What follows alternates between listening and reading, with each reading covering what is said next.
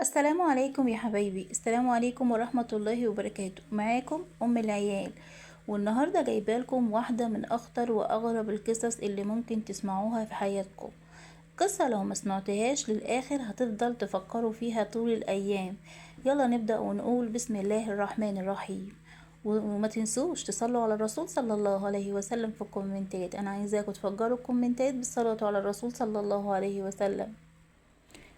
أنا اسمي نهى، عمري 29 سنة. اشتغلت مصورة حرة. بحب الكاميرات جدا، وبالذات الكاميرات القديمة، وبجمعها كهواية. في يوم من الأيام كنت ماشية في وسط البلد، ولقيت مزاد عشوائي، ناس واقفة في الشارع، وواحد بيبيع حاجات قديمة، ساعات وألواح خشب وراديوهات وكاميرات مكسرة. حاجة لفتت نظري في وسط كل دولت كاميرا قديمة سودة، شكلها محترم بس متطربة قوي، وشكلها قديمة جدا بس شكلها لسه محتفظة بنفسها. سألت الراجل دي بكام؟ قال لي ب150 جنيه، بس لو خدتيها هقولك نصيحة، بلاش تشغليها بالليل. ضحكت، فاكرة بيهزر. اشتريتها ومشيت. وصلت البيت، غسلت الكاميرا وركبت ليها فيلم جديد وجربت أصور. أول صورة صورتها كانت الطبق. صورة صورت طبق على الترابيزة. لما حمضت الفيلم اتفاجئت ان الصورة فيها نفس الطبق لكن مكسور، والطبق بتاعي كان سليم. استغربت قوي، قلت يمكن غلطة فيلم او تسريب ضوء او اي حاجة من الحاجات اللي بتحصل لنا واحنا بنصور. بعد ساعتين بالظبط وانا واقفة في المطبخ، الطبق اللي صورته نفسه وقع اتكسر بالظبط زي الصورة. وقفت مكاني متسمرة، حسيت ان في حاجة مش مظبوطة، بس حاولت انسى واعمل نفسي كده مش واخدة بالي. هي حاجة غريبة صحيح، بس قلت لنفسي عادي، يعني بتحصل في احسن العائلات. اليوم اللي بعده صورت من البلكونة الشقة صورة للشارع، وانا واقفة في البلكونة صورت صورة للشارع. في الصورة في اسعاف واقفة قدام بيت الجيران، وفي الحقيقة مفيش حاجة خالص. وجارتنا السيدة ام مهند على الأرض مغمى عليها في الصورة. الصورة غريبة لأن الشارع كان فاضي وأنا بصور، مفيش أي حاجة من الحاجات دي، ولا في أم مهند ولا في إسعاف. بس في فعلا جارتنا اسمها أم مهند، بس ما شفتهاش. بعد 3 ساعات بالظبط سمعت صوت صريخ في الشارع. فتحت البلكونة، لقيت نفس المشهد بيتكرر. الإسعاف، أم مهند والناس حوالينها. هنا بالظبط قلبي وقع، فعلا حرفيا قلبي وقع في رجلي. انا صورت امبارح الطبق، وبعدها بساعتين الطبق اتكسر. نفس الصورة اللي اتصورت كان نفس الكسر.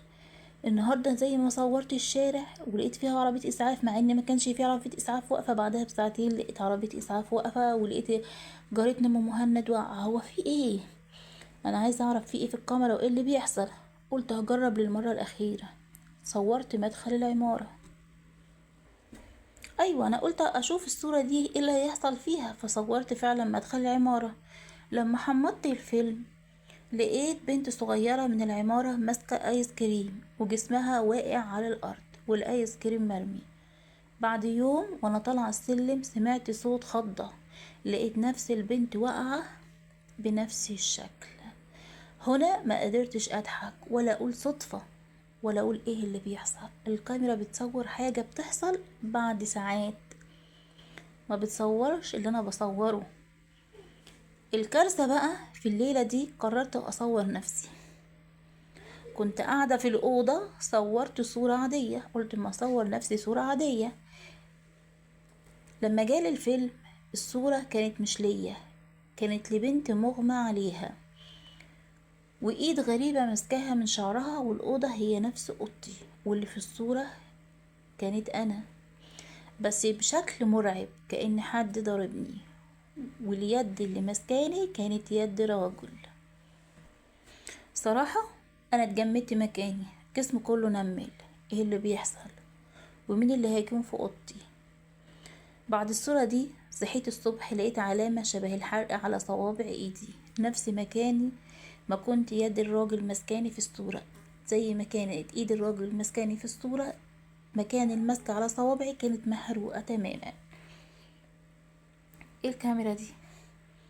الكاميرا دي مش بس بتصور المستقبل، دي بتمس دي بتمسته فيه كمان.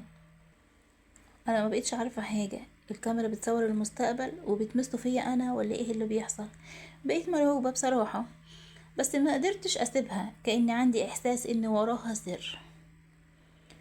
رحت اسأل صاحب المزاد، لما شاف الكاميرا وشه اتغير تماما وقال لي الكاميرا دي كانت بتاعت محققة اسمها شاهيناز، ماتت في ظروف غريبة، وكانوا بيقولوا ان كل قضية صورتها الكاميرا كانت بتسجل اخر لحظة قبل حدوث الجريمة، بس اخر صورة صورتها او قضية صورتها كانت جريمة تخصها هي، تخص شاهيناز.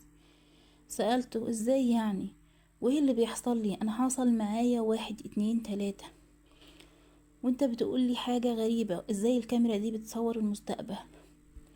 قال لي اخر صورة صورتها كانت صورتها هي، ووراها ظل راجل من غير وش، زي بالظبط نفس اللي ظهر عندي. بصراحة انا مبقتش عارفة اقوله ايه، ومبقتش فاهمة منه حاجة، ومش عارفة ايه زر الكاميرا دي، ومش معنى بتصور المستقبل. والكاميرا فعلا بتلفت للنظر، يعني لفتة للنظر. وازاي ان واحد بتاع مزاد عارف قصة الكاميرا؟ بس هو قال لي انا بحذرك من الكاميرا. رجعت وانا خايفة جدا جدا، مش عارفة اعمل ايه. ورجعت البيت ونفسيتي كانت بايظة. قررت اصور اخر صورة وارمي الكاميرا، انا عايزة اخلص، انا خايفة. صورت مدخل الشقة. لما فتحت الفيلم الصورة كانت فيها ظل راجل واقف قدام باب شقتي. يا نهار اسود، هو ايه اللي بيحصل بالظبط؟ قمت بسرعة، فتحت الباب، مفيش حد. رجعت قفلت الباب، لقيت ورقة صغيرة تحت الباب: صوري تاني، اصوري تاني. اتخضيت، كأن خط مش مفهوم، بس حد كاتبه مخصوص. خدت الكاميرا وصورت اوضتي. الصورة كانت مرعبة، كانت فيها انا واقعة على الارض ودمي مغرق الارضية، والشخص اللي واقف فوقي كان حد قريب مني قوي قوي قوي. كان واضح الملامح، يعني مش باينة قوي، بس هو واضح بالنسبة ليا، واضح بالنسبة لهيئته وطوله والملابس بتاعته واضح. كان شبه خطيبي كريم. قلبي اتهز، معقول؟ كريم مستحيل يعمل كده. كلمت كريم، قلت له يجي. لما جه لقيته لابس نفس البلوفر اللي في الصورة، جسمي اتكهرب، كأن الكاميرا بتقولي هو اللي هيزيكي. واجهته وقلت له انت كنت في اي علاقة قبل ما تخطبني؟ انت كنت في اي علاقة قبل ما تخطبني؟ وشه اتغير وقال لي انت عرفت ازاي؟ قلبك يوجعك من الجملة دي، يعني الكلام حقيقي، يعني في حاجة غلط. واعترف ان خطيبته القديمة كانت محققة، وكانت بتشك فيه في جريمة قتل، وكان بيحاول ياخد الكاميرا منها يوم ما ماتت. يعني هو كان هناك؟ وايه العلاقة يا جماعة؟ انا مش فاهمة. كريم اتعصب، قفل الباب وقرب مني وقال ما كانش لازم تعرفيه. فجأة الكهرباء قطعت، والأوضة اتحولت لنفس الشكل الصورة اللي الكاميرا وريتها لي تماما.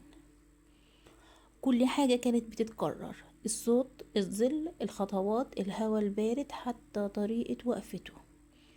المشهد كأنه هو. كنت هموت، بس حصل شيء غريب. حد خبطني من ورا لدرجة وقعت أنا وهو على الأرض. الجسم اللي خبطني كان ظل إنسان، نفس الظل اللي ظهر في الصورة. صحيت بعد ساعة، النيابة في البيت وجثة كريم على الأرض والكاميرا اختفت. المحقق قال جيرانك بلغوا لما سمعوا صوت خناقة، لقينا خطيبك ميت بضربة قوية في راسه، انت اكيد دافعتي عن نفسك. لكن الحقيقة انا ما لمستهوش تماما، ولا انا اللي ضربته. اللي قتله كان هو الظل. بعد يومين لقيت على باب بيتي الكاميرا ملفوفة في قماشة، فتحتها لقيت الكاميرا القديمة وعليها ورقة مكتوب فيها الدور جاي، الدور اللي جاي مش جريمة، الدور اللي جاي اختيار. لسه لحد دلوقتي مش فاهمة يعني ايه. وبكده يا حبايب قلبي نكون وصلنا لنهاية حكايتنا النهاردة. لو عجبتكم ما تنسوش اللايك والاشتراك، واستنونا في قصة جديدة من حكايات أم العيال. وكمان اكتبوا لي كومنت حلو منكم شجعوني فيه وقولوا لي بتتابعوني من أي بلد. ما تنسوش تتابعوني، تشتركوا في القناة عشان القناة تكبر بيكم ونكبر مع بعض. بالله عليكم أنا بتعب في القناة جدا، حاولوا كمان معايا إن القناة تكبر وتوصل، يعني إن احنا حتى ايه نهزها شوية مع بعض. دمتم في أمان الله ورعايته. سلام، يا رب أكون كنت ضيفة خفيفة عليكم.